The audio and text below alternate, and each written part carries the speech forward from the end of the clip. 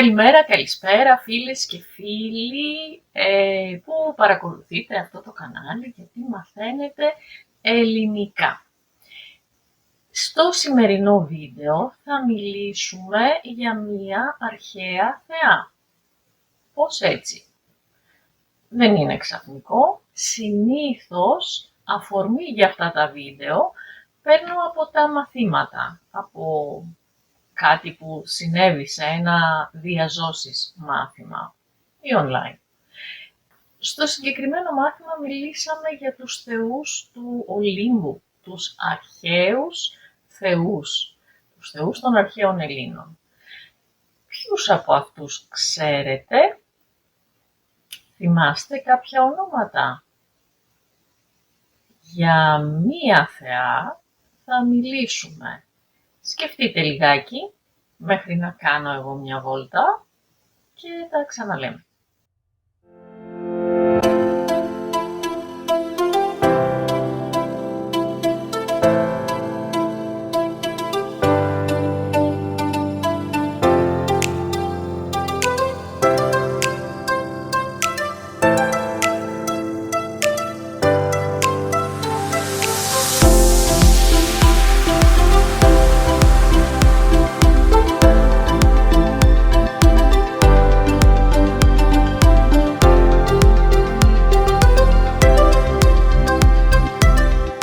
Η θεά για την οποία θα σας πω σήμερα είναι η θεά Εστία.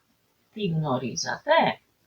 Είμαι σίγουρη ότι ξέρετε την Αφροδίτη, ξέρετε την Αθηνά, ξέρετε τον Δία, τον Ποσειδώνα, τον Άρη.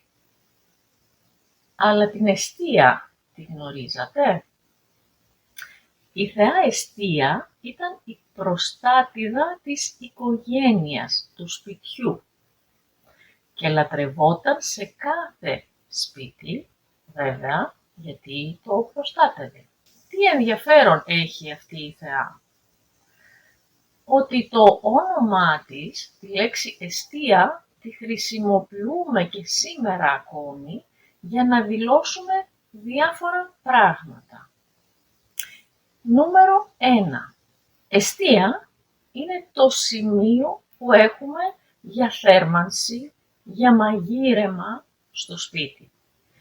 Από τα αρχαία χρόνια, από την εποχή που οι άνθρωποι ακόμη μόλις είχαν ανακαλύψει τη φωτιά και δεν είχαν τα μέσα να ανάβουν με μεγάλη ευκολία μία φωτιά, το πιο σημαντικό πράγμα ήταν στο χώρο που κατοικούσαν να έχουν ένα σημείο το οποίο μπορούσε να χρησιμοποιηθεί για θέρμανση και για μαγείρεμα. Η εστία, το κέντρο του σπιτιού. Ακόμη και σήμερα, όταν θέλουμε να μιλήσουμε για τα μάτια της κουζίνας, μιλάμε για τις εστίες. Έχουμε κεραμικές εστίες, έχουμε επαγωγικές εστίες. Βέβαια, στην καθημερινή γλώσσα λέμε κλείσε το μάτι της κουζίνας, μην το ξεχάσεις, αναμένω. Όμως, αν ανοίξετε το φυλάδιο με τις οδηγίες χρήσης, θα δείτε ότι μιλάει για εστίες. Η συσκευή που αγοράσατε έχει 4 εστίες. Κατ' επέκταση, όταν λέμε εστία, εννοούμε το σπίτι.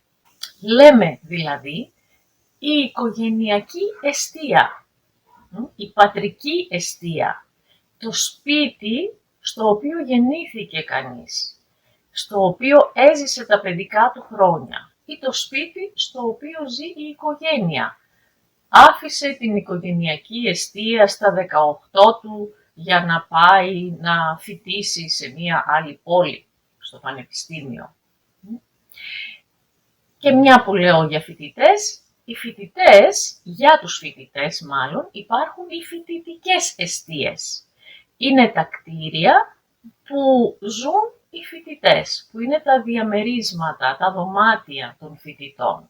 Εφόσον λοιπόν η εστία σημαίνει το σπίτι, ανέστιος, καταλαβαίνετε τι είναι. Δεν λέω ανέστητος, ανέστιος, αυτός που δεν έχει εστία, δηλαδή ο άστεγος. Υπάρχει και ένα ποίημα του Καβάφη, «Κατήντησα ανέστιος και πένης». Έφτασα να γίνω δηλαδή άστεγος και φτωχός. Θα το βάλω κάτω να το διαβάσετε, δύσκολη γλώσσα του Καβάφη.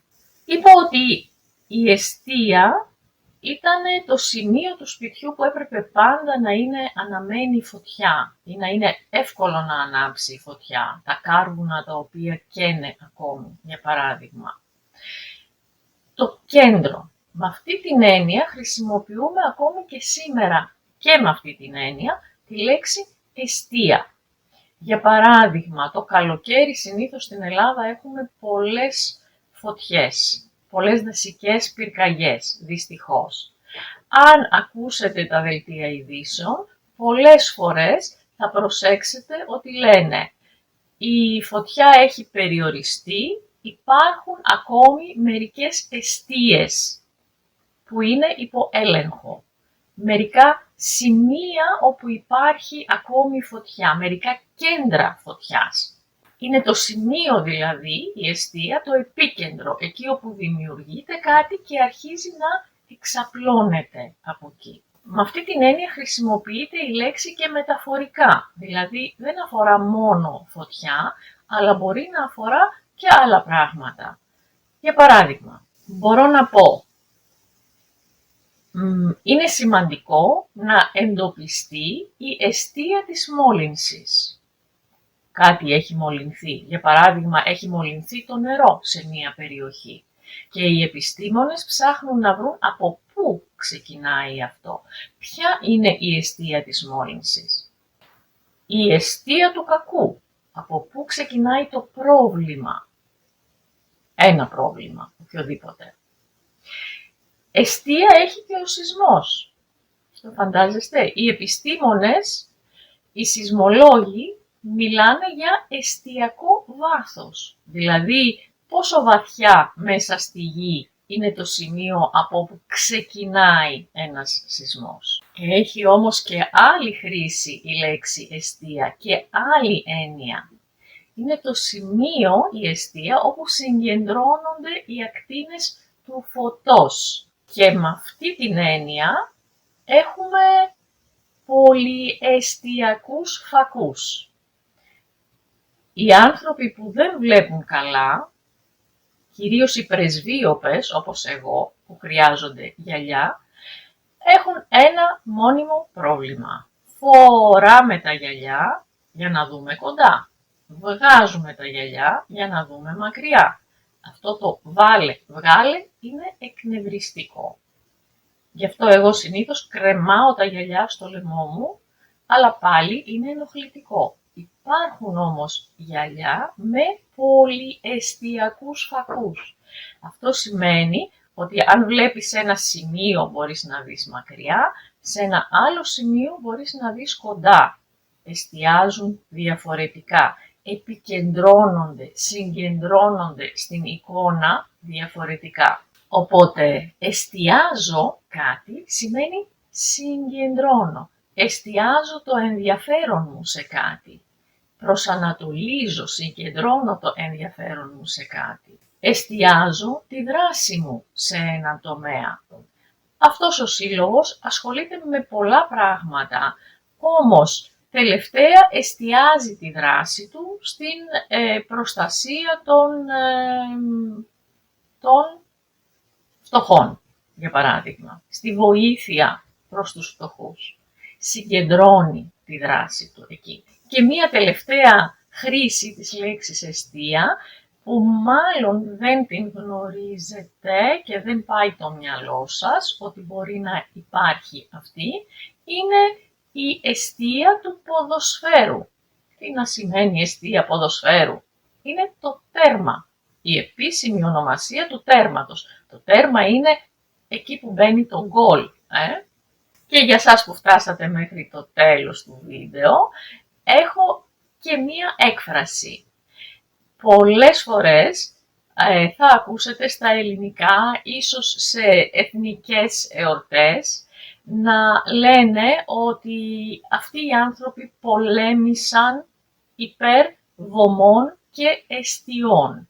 Ο βωμός είναι το σημείο όπου στα αρχαία χρόνια θυσίαζαν, έκαναν θυσίες προς τους θεούς. Έσφαζαν τα ζώα εκεί πέρα για να ζητήσουν μια χάρη από τους θεούς. Αυτός είναι ο βωμός. Βωμός και εστία, το σπίτι. Δηλαδή πολέμησαν για τη θρησκεία, για τους θεούς και για τα σπίτια τους. Υπέρ τίνος πράγματος, υπέρ και γενική, υπέρ βωμών και εστιών. Αυτά για σήμερα. Ελπίζω να είστε καλά. Το επόμενο βίντεο λέω να έχει μία εορταστική χρειά, ένα θέμα σχετικό με τις γιορτές. Μέχρι τότε όμως, υγεία να έχουμε και τα ξαναλέμε. Εντάξει, σας χαιρετώ για σήμερα. Γεια σας.